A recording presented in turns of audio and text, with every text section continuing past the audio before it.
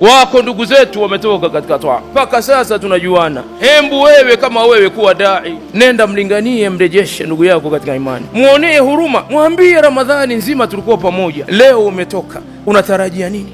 Ina maana wewe ulimwabudia Allah ndani ya Ramadhani, nje ya Ramadhani hakuna Mola. Hakika haya ni makosa. Hakika moja katika wema waliotangulia kumuuliza nadhani Rasulullah sallallahu alaihi wasallam, au moja katika wema waliotangulia, inna qauman yajtahiduna fi Ramadhan, hakika kuna watu wanajitahidi katika mwezi wa Ramadhani, idhan salaha ramadhanu qata, Ramadhani ikiondoka wanakata.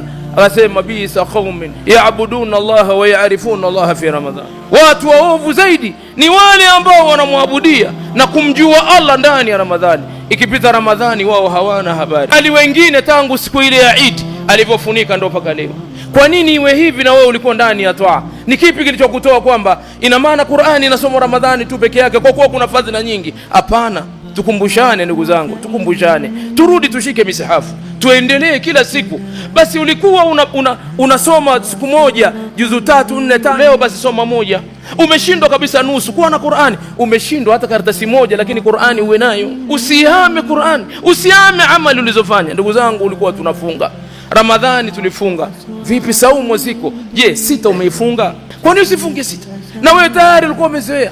Je, Jumatatu na Alhamisi unafunga? Haufungi. Kwa nini? Masiku meupe ulifunga. Jilazimishe katika toa. Naam, ni vitu vya hiari, lakini ndio vinakufanya wewe uwe na nini, daraja zako ziwe kubwa. Hivi vitu vyote vya sunna vinakusanywa siku ya Kiyama. Mizani yako ikipungua, hizi sunna zote zinageuzwa, zinakuja kujaza kwenye faraidhi. Kwa nini unazidharau?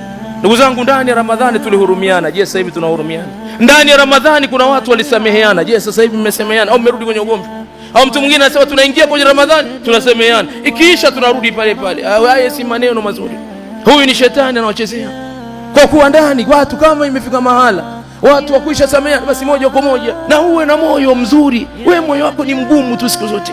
Wewe unataraji kwenda kukutana na nani? Kama ni makero, kama ni kero, walifanyiwa watu kero. Yusuf alitupiwa kwenye nini? Na kwenye shimo na nani? Na ndugu zake. Unadhani wakati walikuwa wanamtupa kwenye shimo ni awe hai au afe? Lakini Allah akasema hapana. Walipokuja kukutana kwa pamoja, aliwaambiaje? Jamaa, hakuna matatizo, nimewasamehe. Na akamwomba Allah wasamehe.